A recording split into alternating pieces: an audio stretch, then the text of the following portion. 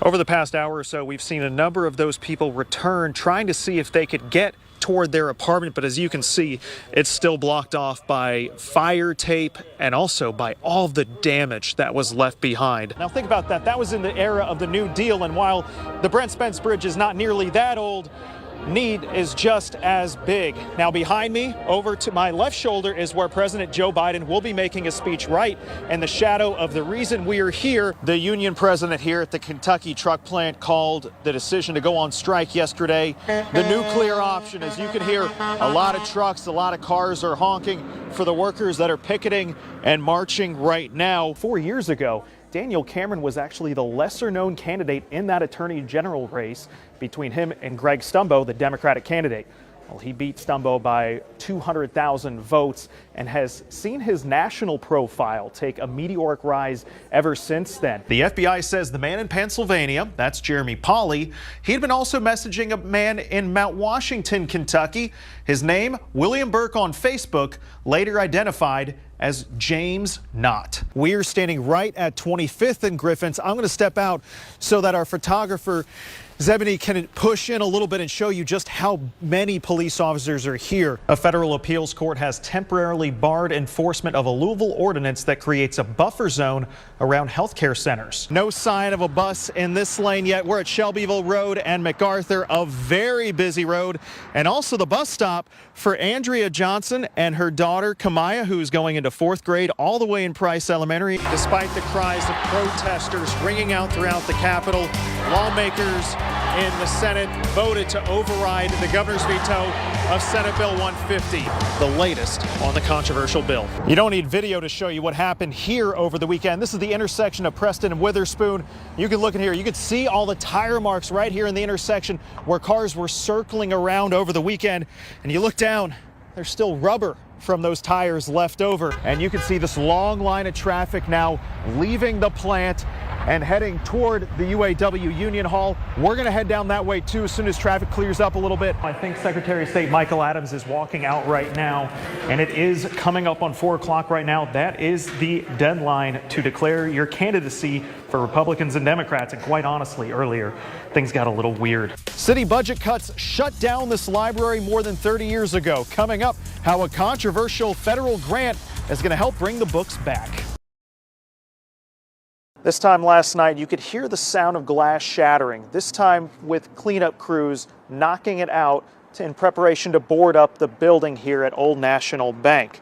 And it was that same sound, glass shattering from gunshots Monday morning, that finally led to the end of the shooting.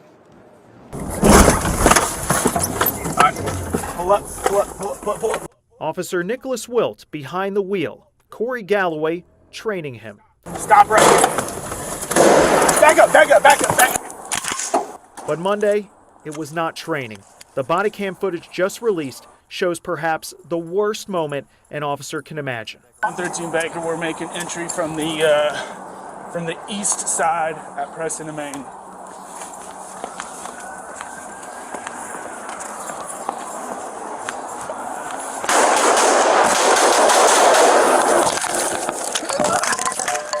Within seconds of arriving, both Wilt and Galloway are shot. The training officer tumbles down the stairs and ducks behind a planter. Wilt, on just his 4th shift, shot in the head, down, bleeding. Galloway has no view of the shooter and can't get to his trainee. These officers unflinchingly answered the call to protect and their duty to serve. God damn it! 2 more shots from the suspect, armed with an AR-15, as Wilt lay out of sight from Galloway's camera. It feels like eternity to watch. You can only imagine how it felt for them. Guns were silent for the next 2 minutes as sirens wailed and backup arrived. He's shooting straight through these windows, right towards the officer. Less than 40 seconds later, LMPD says Galloway took out the shooter. I think I got him down. I think he's down. Putting training into action. The most heroic things at the peak of our career that we do are shrouded in other people's tragedies. As a profession, we're here to save people.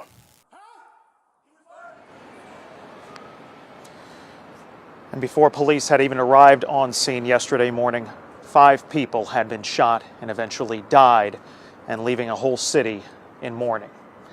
Live in downtown Louisville with photojournalist Josh Horton, Conroy Deluche, WDRB News.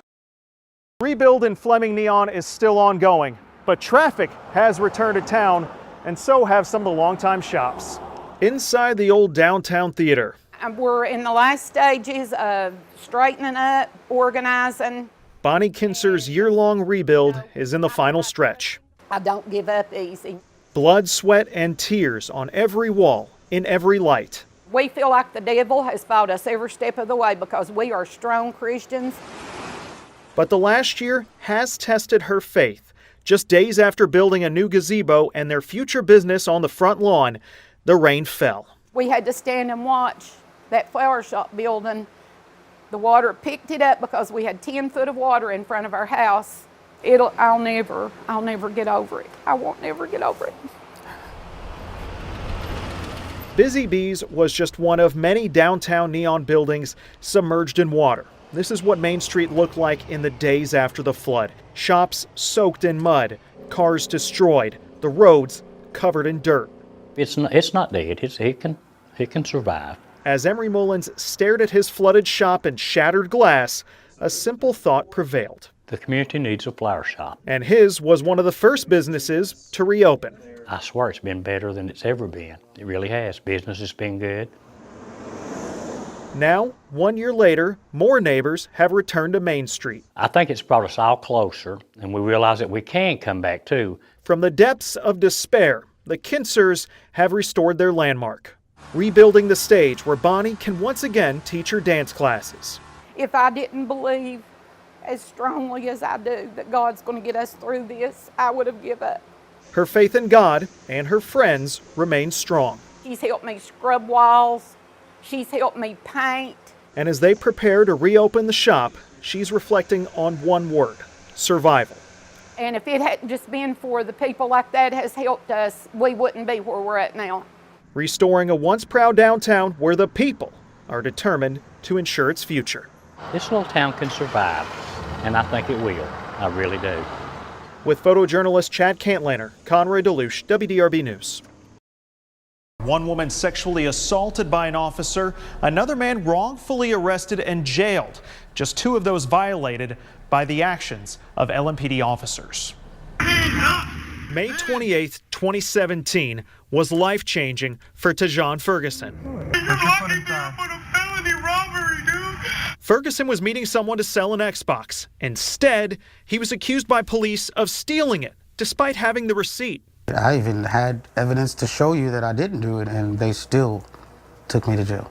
He spent 10 months in jail for a crime he did not commit. In the 90-page DOJ report, one sentence stood out: that LMPD engages in a pattern or practice of conduct that deprives people of their rights. Yeah, they should have come to that conclusion a long time ago. Another conclusion in the document? I'm glad that there's some acknowledgement of the mishandling of sexual assault cases. Heather Richards was the first woman to say she had been raped by Officer Pablo Cano. At least 4 others came forward.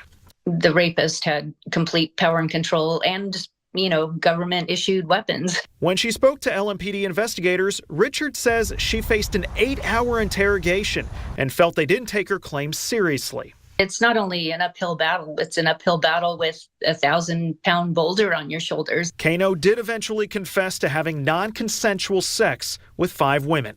Richards says this report is too little too late for her, but I'm glad that people hopefully will finally be made aware of how deep the problems run. As for Ferguson, he received a small payout from the city after his wrongful arrest and is still working to pick up the pieces of his own life. But the most important thing is to not let that define you. The $176,000 settlement for Ferguson is just a fraction of the more than $40 million paid out for police misconduct since 2017.